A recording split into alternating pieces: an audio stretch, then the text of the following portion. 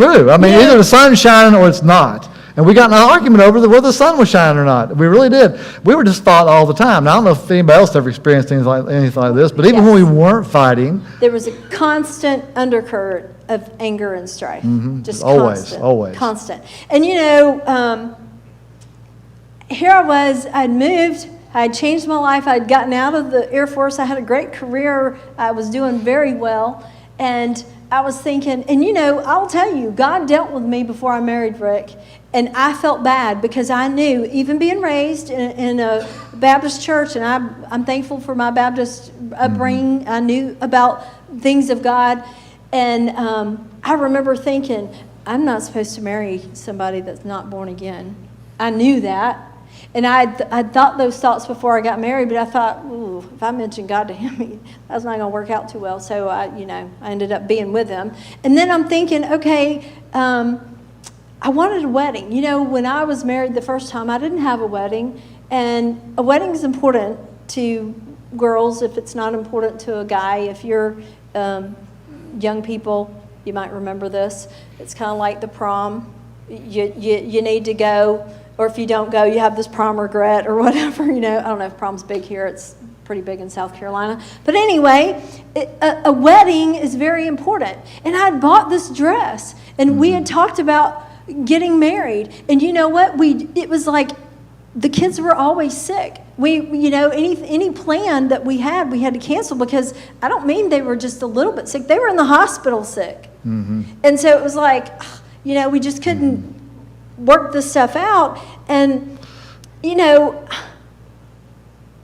was just horrible in our life. I mean, and then I'll tell you about this too. Being raised in our Baptist church, I remember thinking that there was an Antichrist, and that had something to do with the mark of the beast and 666. I mean, I didn't know a lot of things, but I knew some stuff, enough to be afraid.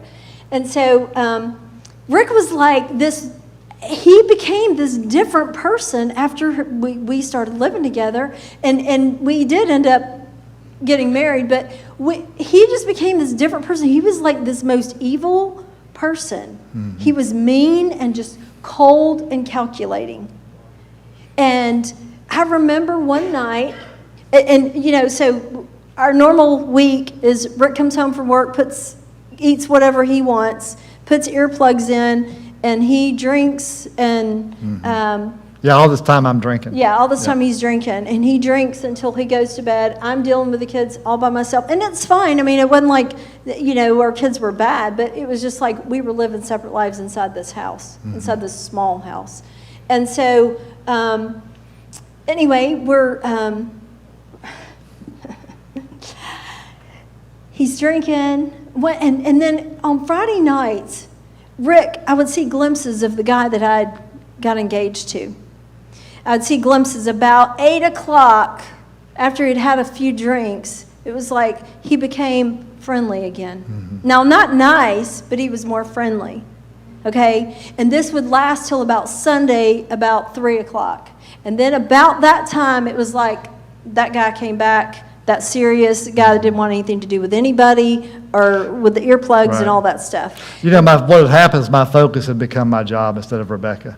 My focus had become the career instead of her. Remember what Jesus in Mark chapter 3, he put a priority on relationship instead of what we do. Relationship came number one. But for me, that wasn't the case. And obviously I was a heathen, but I was putting the focus on what I was doing, the career, rather than on the relationship. Yeah. And so this was kind of a scary part because we were sitting there one night, and I asked Rick, I knew his plan. His plan was he wanted to climb the career ladder. He wanted to go into politics, and he wanted to, he had big ambition. And I remember thinking, seems like the Antichrist is going to have something to do with the government. And he's going to be like this cold and calculating guy. It is funny, but and so I was thinking one night, and I was like, oh my God, could I marry the Antichrist, or could I be with the Antichrist? And so I asked. Did y'all hear what she said? We're sitting there outside one night, and we're talking, and I'm like, Rick, can I just ask you something? He's like, yeah. I was like, do you know anything about the Antichrist? He goes, yeah. I said, has anybody ever said, are you the Antichrist? And Rick looked at me and he said, you're not the first person that's asked me that. Oh my gosh, I think I'm with the Antichrist. How could I be with the Antichrist? I mean, I started thinking, my whole life is flashing before me. Oh yeah, it looks like, look at this guy. He's married this girl. She's got 2 kids. What a great guy he is, taking them in. And then he's climbing the corporate ladder, and he's going to be in politics. And he is the most cold and ruthless, calculating guy I've ever met. But he could bring this facade of, yeah, I'm a great guy. I was scared. I'm thinking, oh my goodness. We were a sight. Rebecca mentioned we sit on this back porch. And who knows what our neighbors thought. We would sit on that back porch and just have these shouting matches, And we had neighbors, I don't know, from here to that back wall or something away. We lived in a neighborhood. And the way I would win arguments was just out-shout her. Louder, longer. That's what I would do. That's how I would win the arguments. Yeah. And who knows what our neighbors thought, but I didn't think about them. I was just thinking about me. It was a mess. So we're living in this situation, and one day, it was in January, I will never forget it. Rick comes, it was on a weekend, he comes out of the kitchen and he goes, Rebecca, I have the greatest idea. And I was like, what? He goes, I know how to solve all of our problems. I'm like, what? He goes, we need to get married. I'm like, oh my gosh, that guy's back. Oh, wow, he loves me. I was like, yes, we do. And he goes, you know what? If we get married, I can write you guys off on my taxes, our medical insurance. You'll medical be covered. Insurance will cover the kids. And it'll just be that's the answer to our problems. And I was just, oh my gosh, I felt like I'd just been run over. But I didn't value marriage for marriage. To me, it was just a piece of paper. It meant nothing. But yeah. This, I thought, well, this is a good reason to go ahead and do it. We've been living together about 6 months at this time. Yeah. So. And when Rebecca said we had the curse in our house, we really had the curse. The wallpaper fell off the walls. Just fell off the wall. It just fell off the walls. Just fell down. It wasn't like old. The water heater exploded. I've never had that happen again.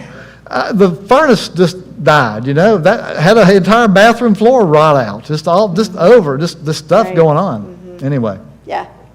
So I was going to be the tax On break. New Year's Day, our septic tank is just clogged up. We've got company at the house. Septic tank clogs up. I'm thinking, it couldn't be any worse. New Year's Day, got company. Yeah. And when Rick told me this, I had already given up my Air Force career. I couldn't go back. Mm-hmm. I couldn't do anything about that, and I felt stuck. And so I felt like, yeah, I'm going to have to marry him. And so I was like, well, can we at least have the wedding? And he's like, no. He said, this is what we'll do. He said, I get a half an hour for lunch. We're just going to go down to the courthouse. Go to the justice of the peace. Okay. And so we did. Mm-hmm.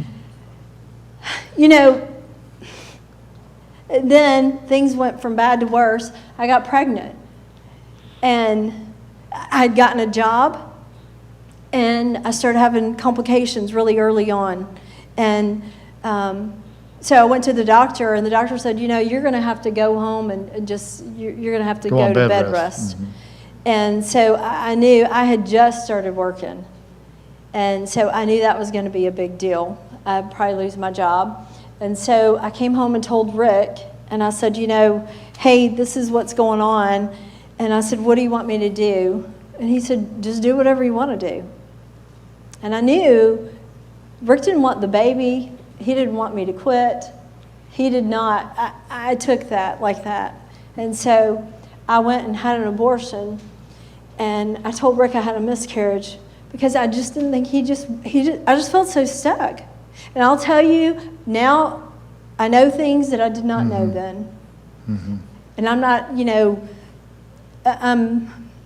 I know that child is in heaven. Amen. Waiting for us to get there. So I know that's something that I look forward to very much. Rick and I both do. But Right.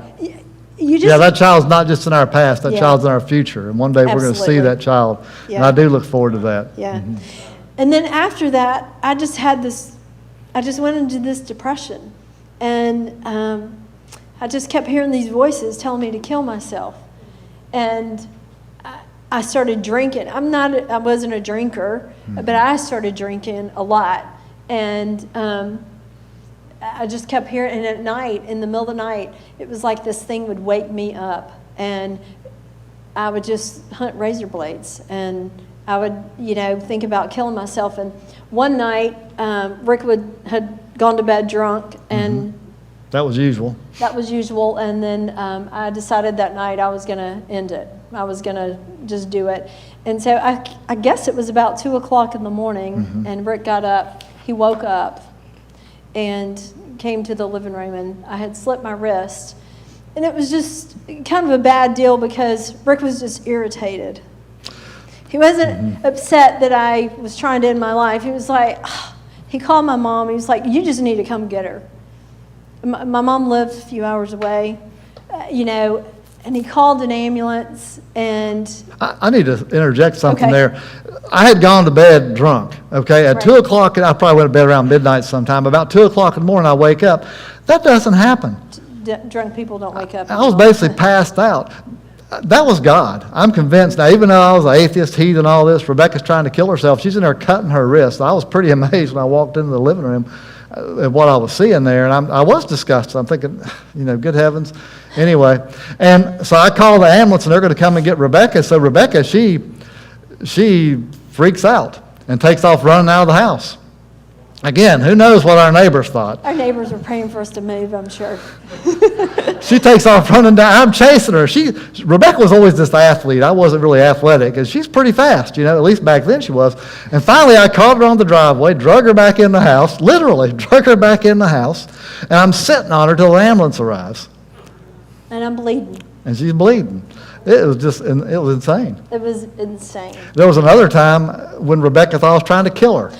Remember, she thinks I'm the Antichrist now, right? I do think he's the Antichrist. And there was one night that I just, it was like on a weekend. And anyway, I had this, it felt like I had swallowed broken glass. And I had never had that feeling before. And I've never had it since. And I was convinced Rick was trying to kill me because at this point, I was just dead weight. And so I went to him and I said, okay, I know you're trying to kill me, so before I die, you can at least tell me how you poisoned me. And he was like, what are you talking about? I mean, I believed it. And so, anyway. I didn't try to kill her. It's amazing. We were together, married, and Rick gets a new job. We'd been there a little over a year, and he gets a new job. And he's like, because he's trying to climb the corporate ladder in order to, get big promotions and things, you had to move. And so he got a new job, and it was like, yes, our problems are over. Money is the problem. This is what's going to fix it. We're moving. And so we moved to Mississippi. We moved to the Gulf Coast. And for about, I don't 3 know, weeks, maybe. 3 weeks or so, life was good again. It was like, wow, it seemed like it was okay. But then, you know what? It was it just like Worse crashed than ever. again. Worse than ever. Worse than ever. Yeah. And so, That was actually where we got into a fight about whether the sun was shining or not. Rebecca suggested marriage counseling. but as mean, and guys, we're making this very short. We had hurt each other so bad, and as horrible as we were to each other, I loved Rick, and I wanted the marriage. I'll tell you something, too. It may not seem like it from hearing this story, but I loved Rebecca. I just couldn't stand her. I don't know if that makes sense or not, but that's where I was. We could not be around each other. We just couldn't do it Right. because we were going to fight. So Rebecca suggests marriage counseling, and I thought to myself, I'm convinced our marriage is going to fail. We're not going to make it. And I thought to myself, marriage counseling. Yeah, because if we go to marriage counseling, I can say I did everything I could, and it just didn't work. So I said, okay, yeah, let's find whoever is the best best. around. Let's get Yeah. recommendations. Let's find the best. That way, I'll be able to make it look like it wasn't my fault, right? We went to the best, and it failed, and hey, I'm exonerated, right? So we go to this marriage counselor, and she meets with Rick and I, and then she I think she met with us twice. And then I go back a third time. She asked me if I would come back to her office by myself. I was like, okay. And so when I went back in her office that day, I think it was a Friday night or Friday afternoon, she told me, she said, hey, I just want you to know something. She said, I've never told anybody this, but I'm telling you, you need to get a divorce. She said, I've never counseled anybody that way, but y'all, in all my years of counseling, y'all need a divorce. And then she told me, and more than that, you need to get your kids, put them in a car, and take what you can get out of your house, put it in the car, and leave now, because Rick is a serial killer, and he's got the personality of a Dr. Jekyll and Mr. Hyde. And I was like, I knew he was trying to kill me. I knew it.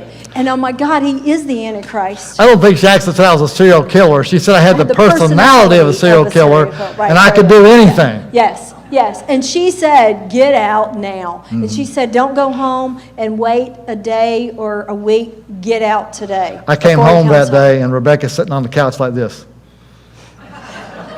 You know what? It was like I was afraid to stay, but I was I'm like, afraid what's to wrong? leave. I What's didn't want going to on? leave. I still wanted the marriage. It's crazy. Yeah. Think about that. You have to be crazy if somebody's telling you. I mean, it was like, how can this be true? Mm-hmm.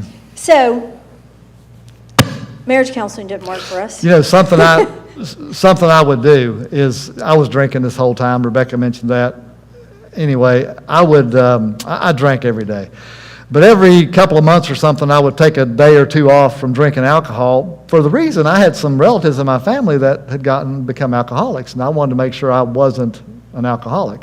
So I would take a couple of days off just to make sure I wasn't an alcoholic. And there was this one day when I did this, I was going to take a couple of days off from drinking to be sure I was still in control and not the alcohol, and I couldn't do it. It was just, And he knew. I couldn't do it. I had to go buy alcohol. I couldn't Yeah. stand it. Right. And I knew, and that was scary. I knew then that I wasn't in control anymore. It was just kind of like this. It's like, oh my God, I got to have it. I got to have it. I had become addicted to alcohol. Right. Yeah. So that made things worse. Right. And so, and then years before, when I was in high school, I dabbled in drugs, and when I was in the Air Force, I was just not stupid. I was not going to go to Leavenworth, so drugs were over for me. And but I had so much pain in my life, and I was just so heartbroken all the time, and I thought, I just need to get out of this pain. And so I thought, it was kind of coincidental. I met these people, and they had drugs, and I was like, they asked me if I wanted to do drugs, and I thought, yeah, you know what? If I get high enough, this won't hurt. And I'll tell you, for a couple of days, I got higher than I had ever been in my life, but the pain was never went away. Mm-hmm.